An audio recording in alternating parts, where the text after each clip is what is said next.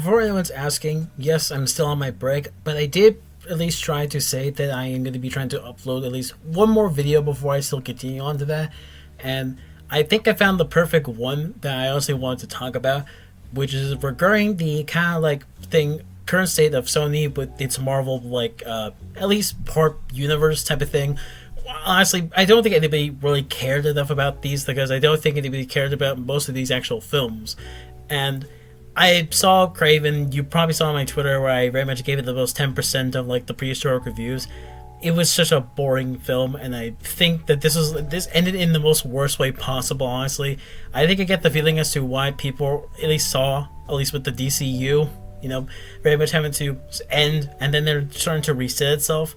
But Sony almost never won anything. But the thing ended up coming out from Variety, which actually ended up showing a little bit more about what ended up happening with a lot of these like Marvel Sony movies.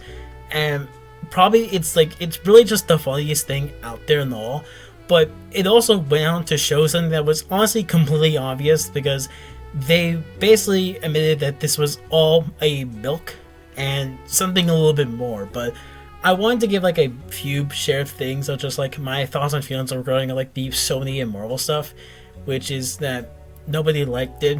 I didn't like it for the most part. I think like the Venom movies are like at least above, like okay, they're like alright.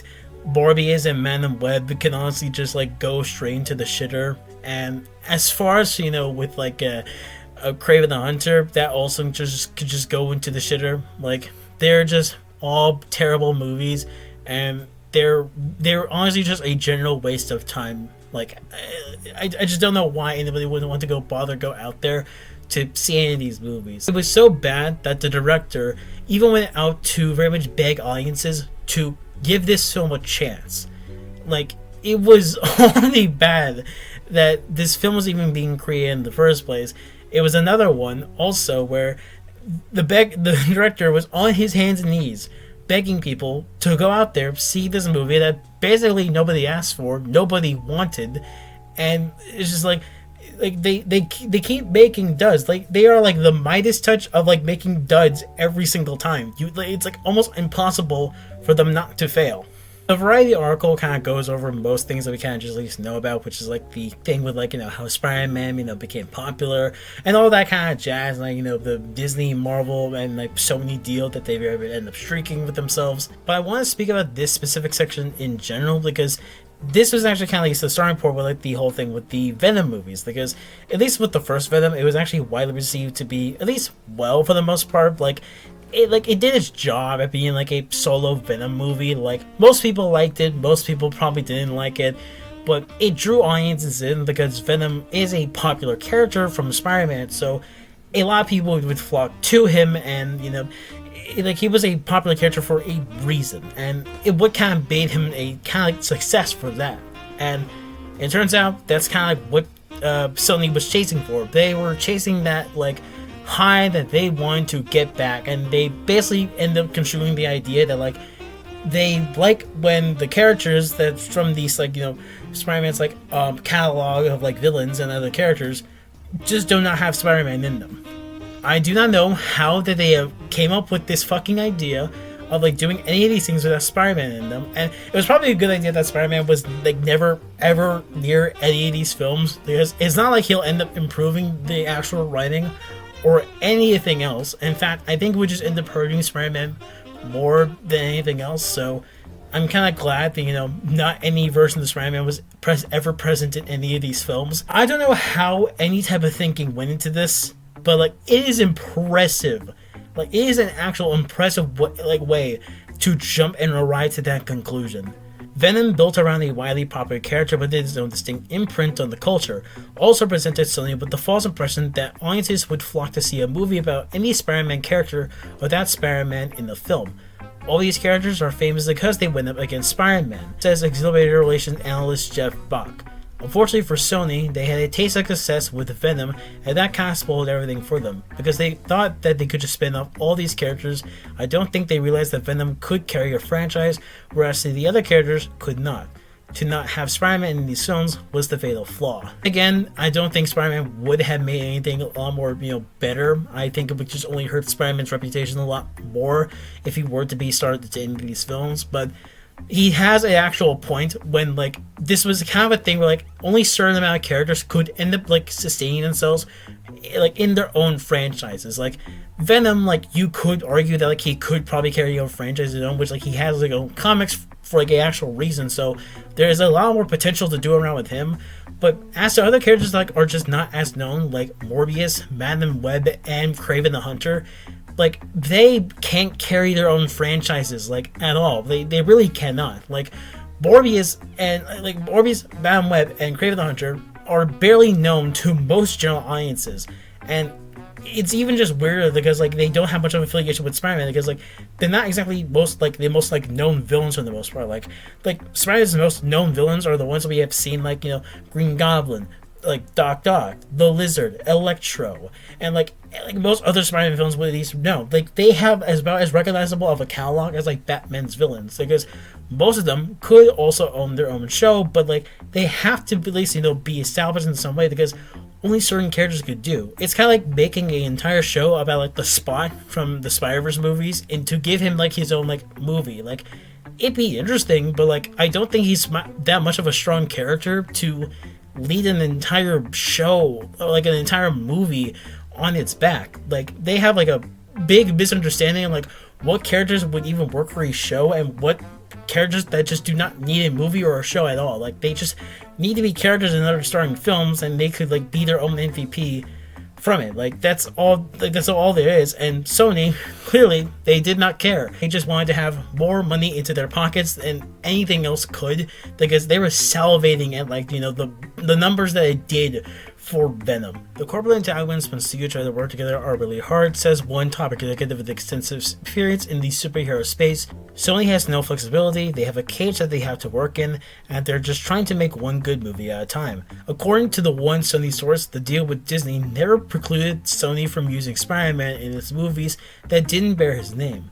The Spider-Verse movies, profusion of Peter Parker's, Gwen Stacy's, and other various Spider people, sure bears that out. But there was a feeling within the studio that audiences would not accept Holland's Spidey suddenly popping up in live-action films that wasn't part of the MCU, especially after Spider-Man No Way Home and the Marvel Studios projects Loki and Doctor Strange in the Multiverse of Madness established definitive boundaries to the Marvel multiverse.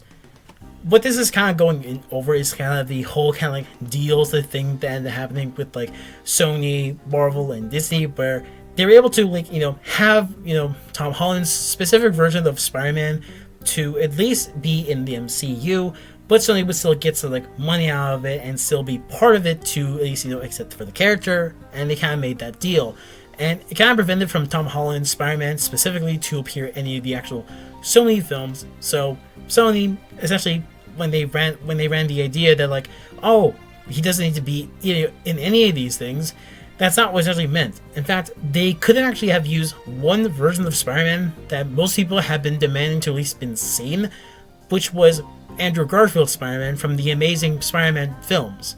Like, that specific one, and it's honestly the one that I kind of saw as like my first impression to Spider-Man, honestly, was literally the one that actually ended up putting like a lot of people to love that character, especially even as of now from like No Way Home. People have a much more bigger appreciation for Andrew Garfield even at like this moment, and I liked Andrew Garfield as like the Amazing Spider-Man, and I do want him to have like a third film, to kind of satisfy the whole trilogy for all of them.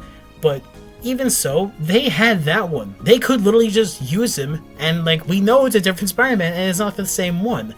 Like, they clearly had that entirely out, but they never did it. In fact, it's like almost going as far as to say that they intentionally just not chose to use any Spider-Man or even say his name out loud in any way. At least in some cases, like in Madem-Webb, they never said like Spider-Man or even like Peter Parker at all. Like, they just kept that thing shut. Like, it was like if you even say that name, you're about to get like assassinated, they have like the red dot be pulled out of your head. Like, I don't know why. I like it, this whole thing just confuses me from like beginning to end, and I just will never understand the idea that any of these Sony executives even trying to do. Like, they are like losing more money the more that they make any of these like films like without Spider-Man in them. This seems to have the greatest impact on Morbius, which is originally scheduled to premiere in July 2020, well before No Way Home and Doctor Strange 2. But due to the pandemic winding up after them, the delay forced Sony into reshoots to account for how Michael Keaton's Adrian Toomes, introduced as part of the MCU's Homecoming, could be standing in the same duo as Leto's titular living vampire character, Morbius, a fun conceit that didn't seem to make a big deal until the multiverse suddenly made it one. Dancing around Spider-Man without ever getting to use him also contributed to the feeling that these spin-off films were merely exercises in craven opportunism. You can feel the cynicism in a mile away, says the veteran producer. They're grinding out a product and it feels like there's no quality control. Privately, Sony insiders acknowledge that Craven, Madem-Webb, and Morbius are creative and critical duds, even if they insist that Morbius, which made $167.4 million globally, did turn a profit. Moving forward, they say the studio will need to be more discerning about which, if any, of the studio's stable of Spider-Man characters should be elevated from their own movie franchise. There is a different possibility as well. You could hire a different Spider-Man. It doesn't have to be Tom. Again, Andrew Garfield is literally right there. They could literally use him no matter what, and people would not even care, even in the slightest. They would at least still have like a thing of like, you know, at least a version of Spider-Man fighting like a specific version of Venom, or any of these stories. Like they had almost like the potentiality to do anything within it, but because they were trying so hard to kind of like build their own franchise in any sort of way, they disrespected almost every single thing about like all these other characters. Clearly everybody else out there, that all these duds were just awful, like just trying to make a character without Spider-Man in it, because without it, it just makes none of these characters to feel anywhere near as interesting as possible. Criticize the state of the MCU if you want, but you gotta give it credit. At least they made a actual like, you know, cinematic universe that like people could at least somewhat follow, like no matter what, and at least knows that like there are some things in the multiverse and like in like the universe that they at least established. They at least are establishing at least a little bit more on. But Sony was trying to do that a lot more. Like they were literally just copying DC, but so much more worse. So I'm honestly glad that like going forward that they're not going to be trying to do any more like Sony Spider-Man films out there. Like at this point, it is not sustainable without anything with Spider-Man, and even if they did, I am willing to bet that they're going to fuck it up somehow. Even if they manage to get like Andrew Garfield to do like a specific Spider-Man film with some like certain characters, I have a feeling that it was not going to work out because at this point they keep making duds with anything that is remotely tied with Spider-Man or Marvel.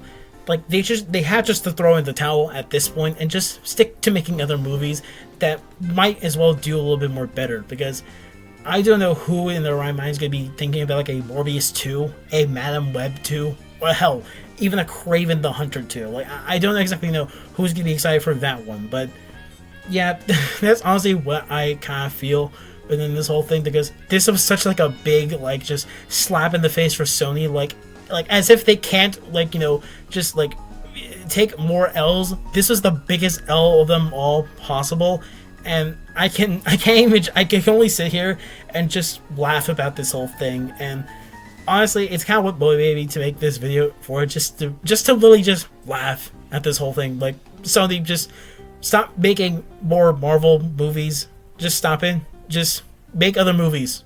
Just do that. You'll be far more successful by doing anything of that. Yeah, and that's really about the rose to it. Bye-bye, and have a happy holidays.